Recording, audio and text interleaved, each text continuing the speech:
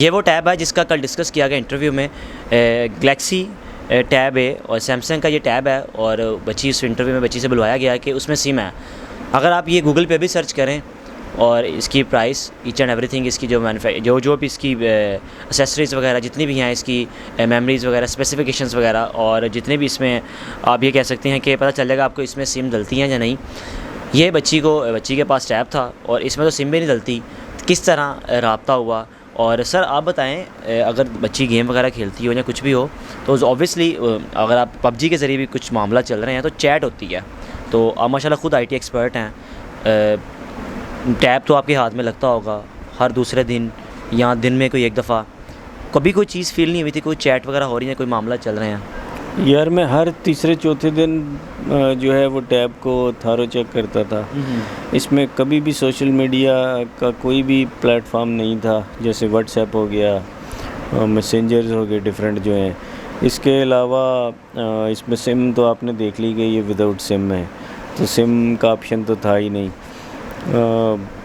Games और YouTube के अलावा मैंने बच्चे को कभी किसी और चीज़ में क्योंकि इसके अंदर इसके अलावा कोई ऑप्शन ही नहीं था। वो यूट्यूब देखती थी या गेम खेलती थी। और मैंने ऑलरेडी आपको बताया कि मैंने जब से उसे लेके दिया गेम में, मैंने उसे कभी भी मैसेज या फ़ोन का ऑप्शन यूज़ करते नहीं देखा। तो जिस तरीके से एक स्टोरी क्रिएट की गई है, भाई साहब आज आप पर एक बड़ा अजीब सा इल्ज़ाम में लगाया गया। मुझे हंसी भी आती है उस बात पे कि आप एक प्लॉट की खातिर अपने जो कज़न हैं उनकी दाढ़ के नीचे आए हुए थे और आप अपनी बेटी दे रहे थे तो शायद वो प्लॉट मुझे मिल जाए। यार वो प्लाट का मैं सोल मालिक हूँ। मेरे ख्याल से बच्ची से उन्होंने जो बातें उगलवाई हैं ना, उनको ये पता ही नहीं है कि वो प्लाट मेरे अब्बा के नाम है। सर ये उस इंटरव्यू में इतनी एक्सट्रीम लेवल पे चीज़ें को डिस्कस करना का क्या मकसद है? और मैं अपने अब्बा का इकलौती औलाद हूँ, तो वो मैं उसका यानी वो मेरा ही है। और मेरे अब्बू ने तो मुझे बड़ी दफ़ा बोला कि यार इसको बेच और कोई घर वर ले। और मैं खुद ये भी रखा हुआ है कि यार थोड़ी इसकी प्राइस बेटर हो जाए। जैसे यार हर गरीब बंदे की एक ही सोच होती है पाकिस्तान में। तो लेकिन आज उस प्लॉट को एक वो चीज़ बना के कि भाई मेरा कहीं करना चाह रहे थे। सर कभी सोचा था कि मैं 14 साल की बच्ची का कहीं कर दूंगा और वो ये सारे मामला? 14 साल की एज बच्ची है यहाँ पे। तो अभी आपके घर में आपकी मिसेस बता रही थी कि उनकी सिस्टर की भी शादी होने वाली है, तो दुआ तो भी बहुत छोटी है। कैसे सोच सकते हैं कि पहले बड़ों की करें ना छोटी की कर दें? पॉसिबल ही नहीं है। दूसरी चीज़ ये कि अब 14 साल की बच्ची है तो सिंध में वैसे ही क्राइम है। मैं ख़ुद भी अगर करना चाहूँ तो जब तक बच्चा 18 साल का नहीं, बच्ची लड़की जो है 18 साल की नहीं हो जाती तो आप शादी कर भी तो ये क्राइम कमिट करते हो और आपके ऊपर एफआईआर कट सकती है।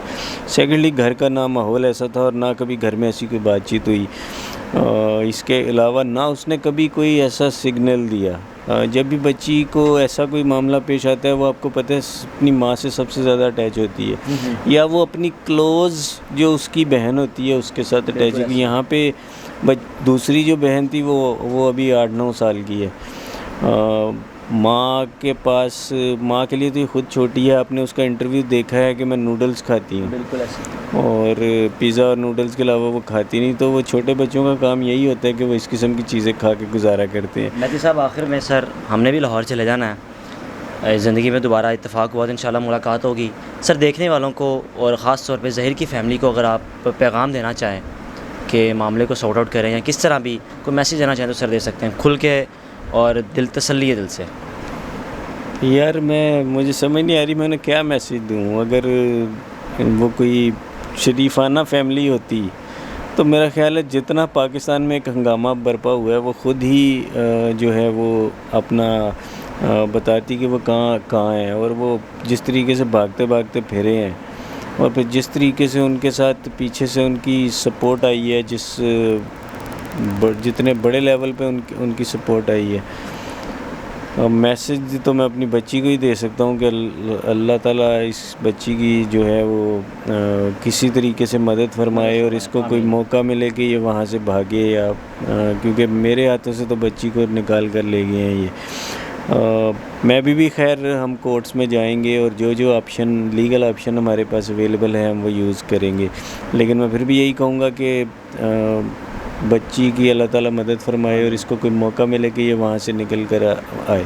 बिल्कुल जी, इंशाल्लाह बच्ची नाज़िर साहब के पास होगी। और मैं आखिर में यही कहना चाहूँगा कि कुछ भी हो जाए, कुछ भी हो जाए, कुछ भी हो जाए, कोई भी औलाद अपने वालिदैन से इतनी नफ़रत नहीं कर सकती। इस केस में बड़े बहाम मौजूद हैं। आप इस केस को बस वीडियो देख के बच्ची का बयान सुन के राय कायम ना कर दें कि भाई बस कर दो, क्या निकालोगे इसमें से। अल्लाह ना करे ज़िंदगी में कभी आपको ऐसे मामलात फ़ेस करने पड़ें, फिर हम आपसे पूछेंगे कि क्या करें, बस कर दें या बात करते रहें। अल्लाह हाफ़िज़।